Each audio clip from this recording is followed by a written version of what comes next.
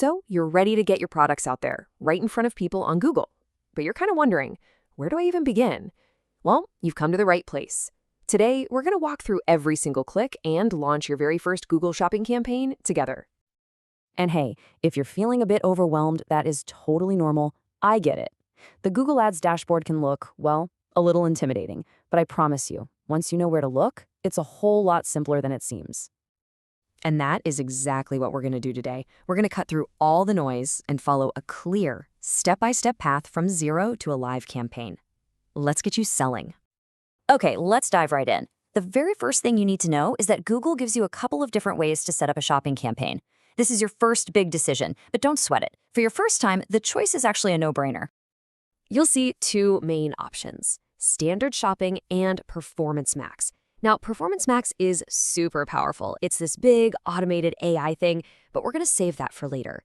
Today, we are all about Standard Shopping. Why? Because it puts you in the driver's seat. It gives you the control you need to really learn how this all works from the inside out. All right, decision made. We're going with Standard Shopping. Now it's time to actually jump into the Google Ads dashboard and build this thing.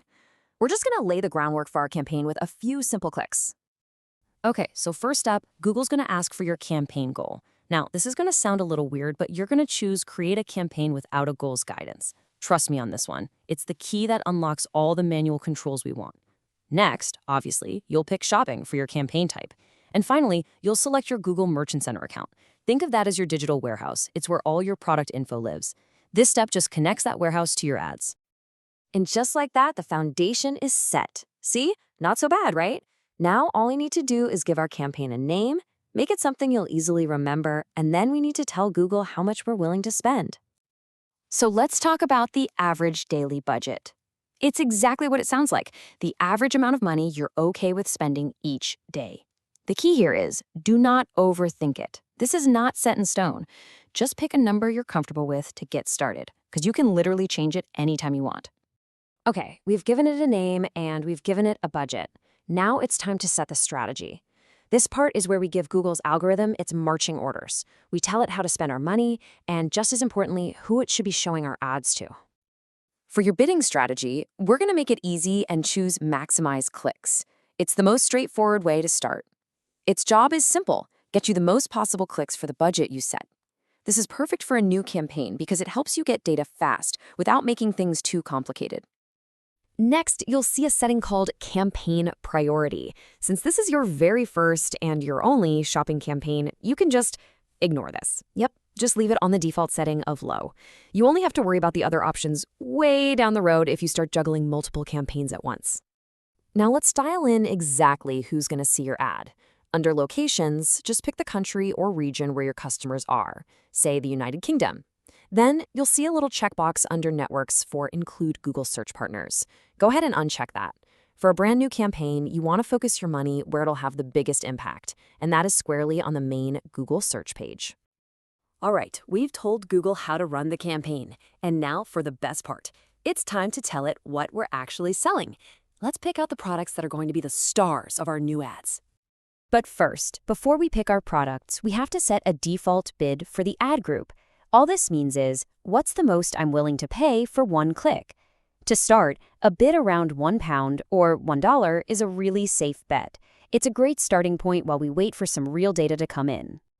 Now, you've got an important choice here.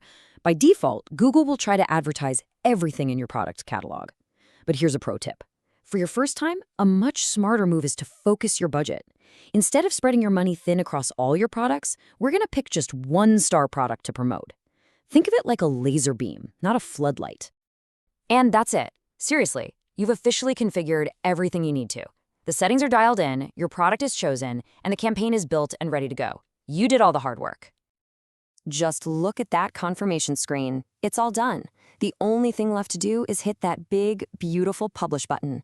Go ahead, you've totally earned it. Your very first Google Shopping campaign is officially going live. Hitting publish feels amazing, and you should definitely celebrate that moment. But it's really important to remember that this is just step one. Launching the campaign isn't the finish line, it's the starting line. Because the real secret to success, the real magic, happens from here on out. It's all about management. You're going to get into a simple loop. Watch how your ads are doing, learn from the data, and then make smart little tweaks. That's it. That's how you turn these clicks into actual paying customers. So your campaign is out there right now in the wild, reaching new people. You've taken the first and honestly the hardest step on this whole journey. The only question left is, are you ready for what comes next?